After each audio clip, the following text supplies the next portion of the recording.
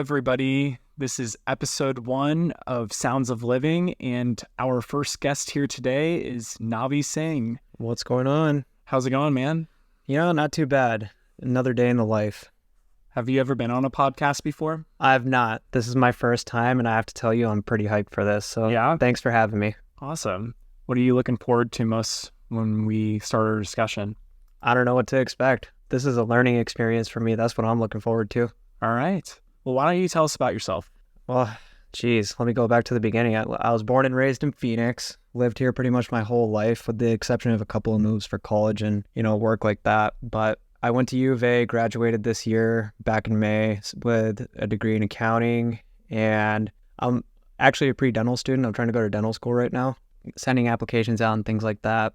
And I know this podcast is really about music. And, like I mentioned to you before we started recording music, I don't know much about music. I'm not an expert, but it has played a pretty big role in my life. And, I'm just looking forward to exploring that more. Awesome. Why don't you tell everybody how we met? Oh my gosh, this was years ago. Right? What was it? Junior high, band or something? I think, it was like 8th grade. We did symphonic band. Oh, right? Yeah, that's right. Yeah. Wait, what instrument did you play? We both did trumpet. Oh, did we sit next to each other? No, you were at one end, I was at the other end. Oh, gotcha. Yeah, wow. That was so long ago. That memory's a bit of a blur, but I do remember Mr. Kane, our band teacher. That guy was awesome. Oh, he was great. He was really a huge inspiration on making our music experience so much fun. True. It was not typical of a band teacher that I've ever had before. And yeah, I think it made it so the classroom environment was very welcoming and 100%. Yeah. And everyone got along with each other. Yeah. I have to be honest with you. Mr. Kane's the only reason I really stayed in band throughout junior high. Really? I was going to quit in 7th grade, but then I sat in a couple of his classes and I was like, you know what? I think I'm going to stay. That's super cool. So I don't know where he is though. I hope he's doing well. Yeah, I think he's in Oregon right now. Oh, okay. Yeah, he moved right after we left 8th grade. Really? Mm-hmm. Oh, snap. Yeah. I didn't know that. Anyways, why don't we get into each pivotal point in your life and talk about the music that made you who you are? Mm-hmm. So the first moment that, you want to talk about is moving to LA for the summer. Yeah. When did this happen? Yeah, like I said, I'm an accounting student, and when I was in college, I was looking for internships, and Big Four accounting firms, they were going through their recruiting season a year before your start date, and I interviewed at Deloitte. At this point in life, I really didn't care about a lot of things, but one thing that was important to me is trying to experience a different city, trying to immerse myself in really a different culture. And knowing that, I applied to an audit internship in LA.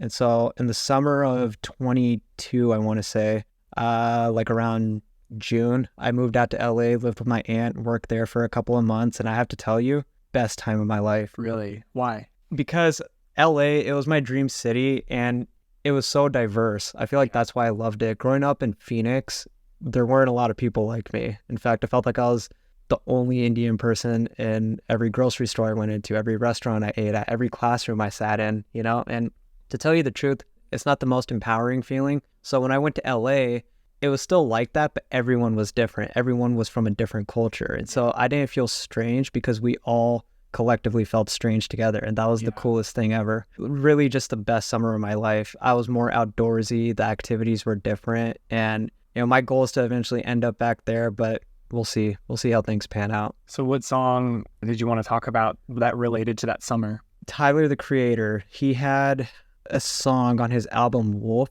called Tree Home 95. Unlike the other songs that I want to talk about later today, this song has no meaning at all. In fact, at the beginning, they said that the song was unfinished. I don't know, the instrumentals, the vocals from Erykah Badu, that song is so important to me because I associate it with that city, living in that city, and more importantly, my happiness. You know what I mean? Whenever that song comes on the radio or, on my playlist, it always brings a smile to my face. Yeah. And yeah, you've listened to the song, right? Mm-hmm. Yeah, no, it's a California vibe. I mean, Tyler's from California, so it makes sense on how you could relate to it. What else about the song did you like about it other than how it made you feel? Well, let's start off with the piano. The piano in the back, the chord progressions were really strange just because it was offbeat a little bit. Usually each beat has 4 measures. but these chord progressions were played in 5 measures, and you don't hear that pretty often. And because that was so abnormal, I liked that because my move to LA was abnormal for me. And I feel like this song and just how different it is kind of captures how I felt during that summer. So there's that component to it. Aside from production, though, I think the vocals are just amazing. Yeah. You know, no matter who you are, you hear that, you really want to sing along. And there's probably only 5 lyrics that just repeat throughout the song. So it's nothing super special. My goodness. I could listen to it on repeat forever and ever and ever. Yeah. One of my favorite songs right now. Well, that's good to hear. And I know that from listening to Tyler myself, he's not a typical rapper in general or hip hop artist. No. He's very like out of pocket, all over the place, but he seems to be just very comfortable in his own skin and does what he wants. Is that also something that you relate to with what you do with your life and like maybe with the song too? Maybe now a little bit, but definitely not growing up. No, not at all. I don't know. I had some pretty big issues with self-confidence and things like that growing up. And I think a part of that was because I always felt like I was an outlier in every group that I hung out with. I wouldn't say so, but I did like that about Tyler. Because I didn't have that confidence that he has, I would watch him in his music videos and, you know, on tour and like all these events that he was a part of and really admire how he was strange and he embraced that. Yeah. You know? So does that inspire you to be similar to that? Like, and just go full in on who you are and like not care what people think? A little bit. I feel like I'm kind of turning into that. Yeah. If you talk to anyone in my family, they would say that I'm definitely the, you know, more outspoken one. But you know me, like you know me for years. I'm not that outgoing. I'm not that outspoken compared to other people. So the fact that my family says that I'm the most outspoken person, then I don't know.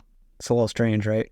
But I want to be more like Tyler. I want to be able to embrace everything about me. But I'm trying to figure out what it is I need to embrace, you know? I'm trying to learn more about myself right now, but I'll let you know once I do. I think continuing to listen to that music that makes you feel empowered and promotes that idea of figuring out who you are, what you want. That's a good way of knowing what you can do next in order to, you know, become the person that you want to become. Yeah. What about you? Like, do you feel you're kind of in line with Tyler's personality, just embracing yourself? If you feel like certain things about yourself are strange, do you embrace that or do you try to hide it from others? I think most of my life I've kind of just done what I wanted. It wasn't until probably college where my self-confidence had like gone down. You know, I was in a relationship where my energy, my personality wasn't wanted. And also with people that I had interacted with in the career path that I'm going down to, I don't fit the mold. I'm not a woman. Yeah. I'm not a minority in the general world. I'm a straight white guy. So before I was confident and then I lost it, I'm starting to kind of like regain that and relearn to love myself again. But it is those musicians and the people that I've met that have helped me kind of relearn what I once had when I was like more carefree, except now it's even better because of having those experiences made me more aware. Right. And now I know what to do in order to like continue to work on myself and continue to explore and have new experiences and meet new people and try to gain new perspectives. Yeah, absolutely. Nice. Yeah. So the second pivotal point that you want to talk about is taking your DAT test, which is the dental admission test. Yeah. Tell me more about that process. Like what was going through your mind and why did you choose the song that you chose? Well, this was probably the most pivotal point in my life. This DAT was a monster of an exam. Let me rewind the clock to high school. I feel like I was gravitating towards a career in healthcare because there were so many people I looked up to who held positions in that field. My mom, she's a nurse. I have some aunts and uncles that are physicians. I have an uncle that's also a dentist. And I wanted to be like all of them. But like I mentioned earlier, I lacked self-confidence. When my brother was in college, he was on a pre-med track. I saw him go through all those rigorous science classes. OChem is the notorious one, and then Gen Chem, biology, physiology, anatomy, things like that. And I saw how hard he worked just to make it through that. I didn't think that I could do the same thing. Yeah. So I wanted to go down this path, but I wasn't confident, and I kind of deferred even starting on it. So college came around. This was 2019. I was struggling to even pick a major. I didn't know what I was interested in beyond healthcare. I was just looking for an easy path.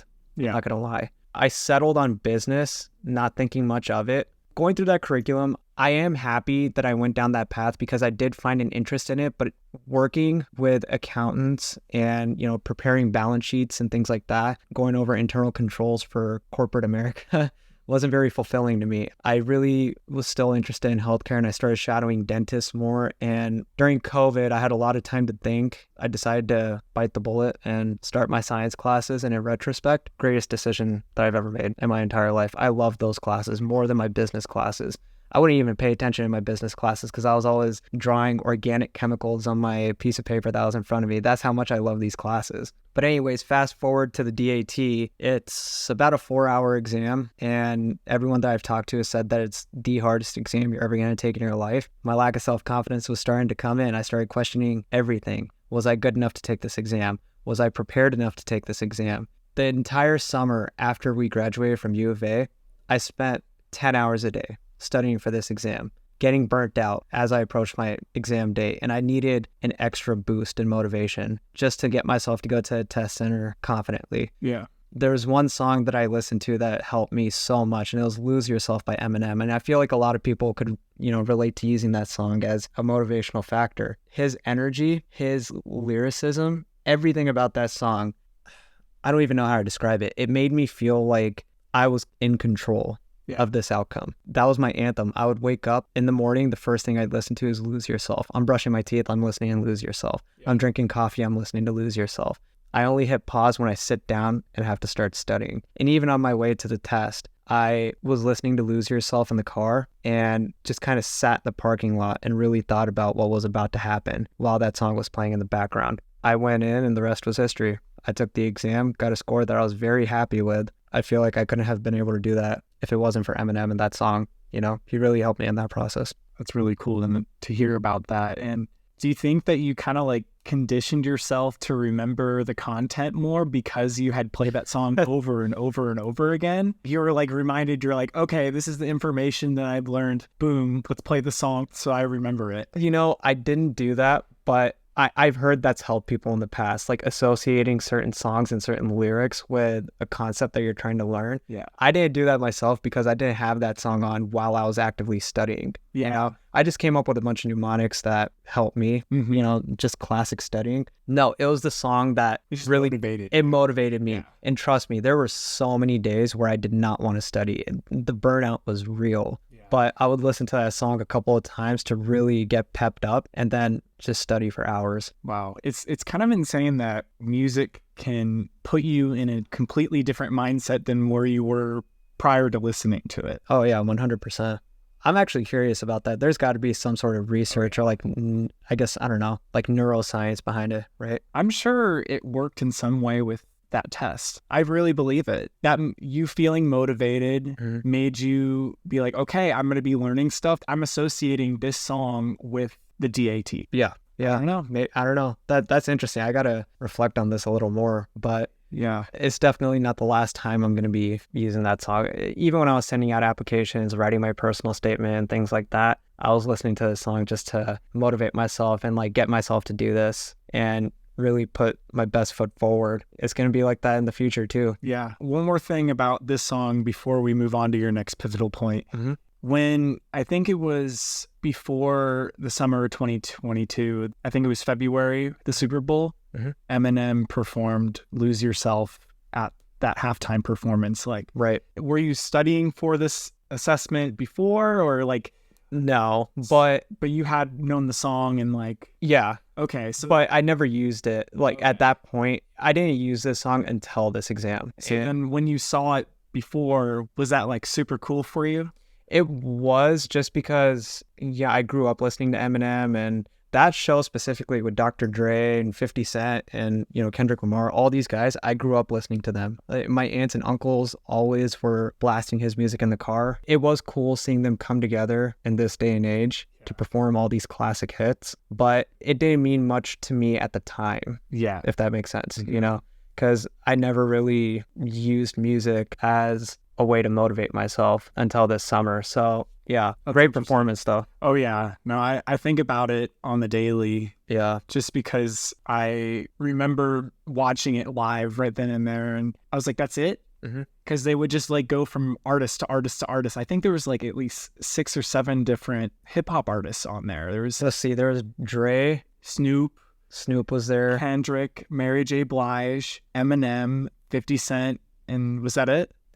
I think so. Yeah, and what's funny about that is 50 Cent wasn't even in the lineup. He just surprised everyone and showed up. Yeah. And it was funny the way he came out. He was upside down. Yeah. That was pretty cool. Wow, what a great show that was. But I'm not going to lie, it did feel a little too long. Yeah, you think so? I think so. Interesting. For a Super Bowl halftime show, it felt like it was going on for quite a bit. I was so invested in the music that I couldn't even tell that time passed. I was like, oh, that's it? True. Yeah. Because I think I was so shocked about how many people were performing and just like went after another, after another, after another. But, yeah. When I watched that, I was at a Super Bowl party and I was hanging out with a bunch of diehard football fans. So I think they were like, all right, get on with it. And so that's why I felt like it was taking forever. So we're going to get to your final pivotal point. Okay. Where you were volunteering at a homeless shelter. And the song that you chose was How Much a Dollar Costs by Kendrick Lamar. So tell me about the experience that you had volunteering. Well, it's actually an ongoing experience right now. I still volunteer at this homeless shelter in downtown Phoenix. Every morning when I drive there, I have to go through some rough parts of town, and I drive past these homeless communities. That was the first experience. It is a pivotal moment in my life just because I'm more directly involved in helping the homeless. But this goes back years. And, like I was mentioning, growing up, we didn't travel a lot. Like, we saved up money for one big trip, and that was to go to India every year to go visit family. We didn't go do like any of this Hawaii, Italy type things. It was always India. And India has a really big problem when it comes to poverty in some parts of the country. Yeah. And we saw that a lot. Whenever we'd go into a city in Punjab, we would have beggars come up to us on the street asking us for just a dime. You know what I mean? And that experience is very similar to what Kendrick talks about in this song when he goes to, I believe it was South Africa, right? Yeah. Yeah, he was at a gas station and a homeless man came up to him and was asking for money. And I feel like Kendrick's thought process is similar to mine in the sense that when I see someone on the street, I want to help them.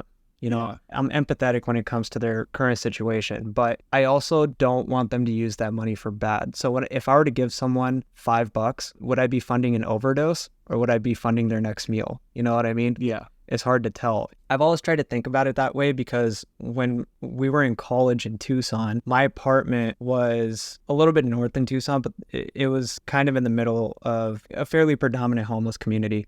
And so a lot of homeless people would hang out by my front gates. And I gave one homeless person $5 one time. And 2 weeks later, I saw them passed out with a needle in their hand. Paramedics had to come and try to resuscitate him. I've always felt bad about that because I feel like I was a part of the reason he was in that situation because he probably took that $5 I gave him and used it to buy whatever drug he was on.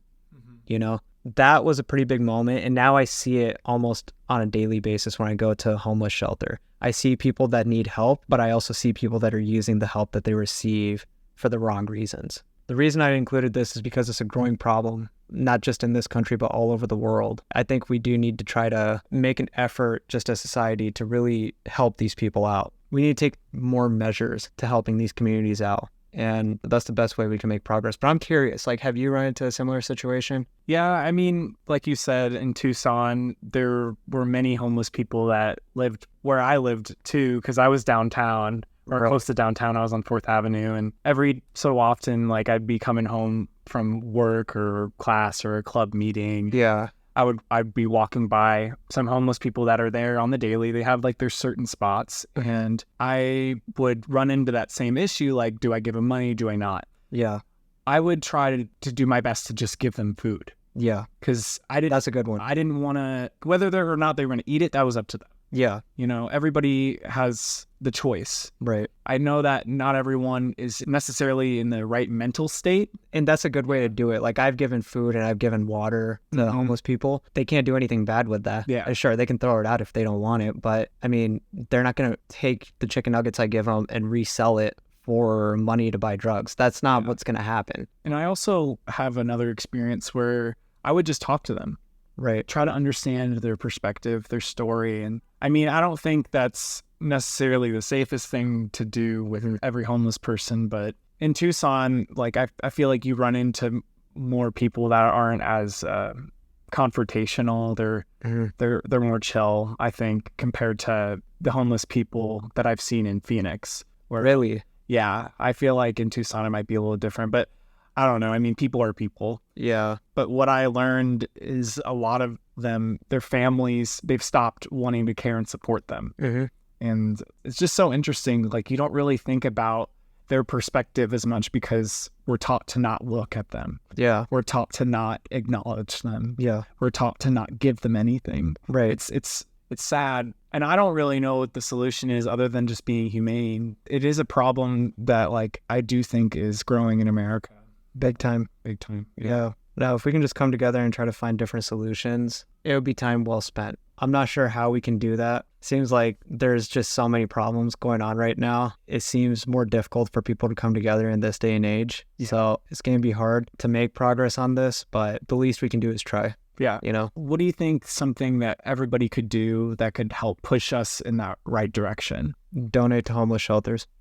Yeah. Because homeless shelters, or at least like the one I'm volunteering at, they are funded completely from individual donors and companies. They don't have any sort of government or state funding. They rely very heavily on philanthropy. Even if you donate $1, that $1 is going to be put to good use because they're going to put that towards building a more stable and safe community for people that don't have a home. That's the first thing that we can do. Help these homeless shelters grow. Make sure they're well funded, and they'll do the rest. So how does this all relate to Kendrick's song, How Much a Dollar Costs? It just highlights the issue. Kendrick talked about his experience interacting with a homeless person, and I've had a lot of similar experiences. But he ends the song on a pretty interesting note. I believe the homeless person was God. It was God masking himself as a homeless man. And because Kendrick refused to help him for a lot of the same reasons I wouldn't want to give $5 to a homeless person, Kendrick lost his spot in heaven. I don't know. It's one of those songs that's really up to your interpretation. That's why I love it so much, because everyone has different experiences when it comes to this. It highlights the issue.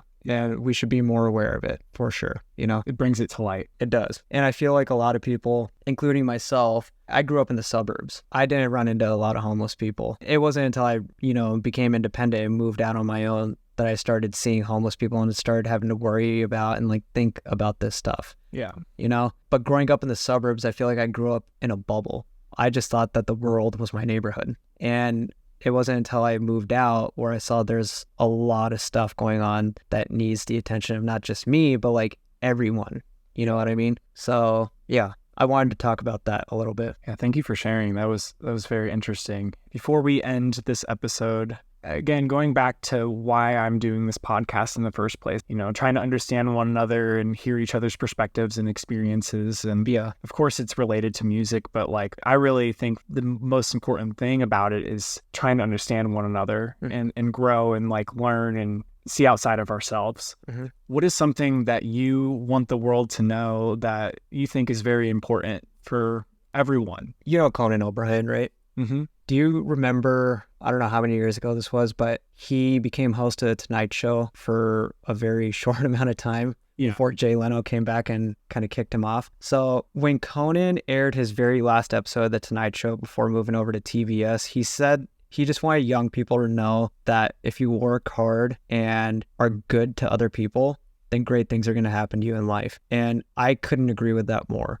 Just be kind to other people. Yeah. Don't look up to anyone. Well, you can look up to people, but don't force yourself or other people to be above others. Try to maintain, level eye contact with everyone that you interact with, because I don't care how much money you make. I don't care how prestigious your career is. I don't care if you got straight A's in school. I don't think those things define a person. I think your personality and the way you treat others defines who you are as a person. And I want everyone to be treated equally. And going back to what I was saying at the beginning of the episode, I grew up in Chandler, Arizona. Yeah. Where I was probably one of the only Punjabi Indian kids at the time. Not the best feeling, walking into a room, having everyone stare at you and then talk down on you and crack jokes about your race and things like that. No, I hated that. Yeah. But I also come from a culture that looks at what you do for a living and how much money you have. And it creates these comparison scenarios like, oh, he's cooler than you because he's a doctor and you are a chef at Burger King or something. I don't know. It's just a weird, obscure example. And growing up, I did not like that. I felt like it was toxic thinking. So I want everyone to know that just being kind to people around you will take you really far in life. And so just be kind. It's a really good message. Thank you for sharing that with us. Yeah, absolutely. Wow. This is a podcast. Yeah.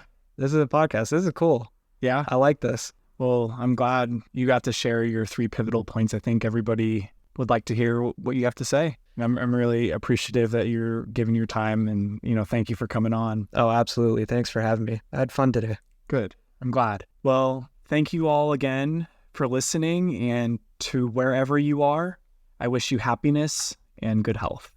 See you later.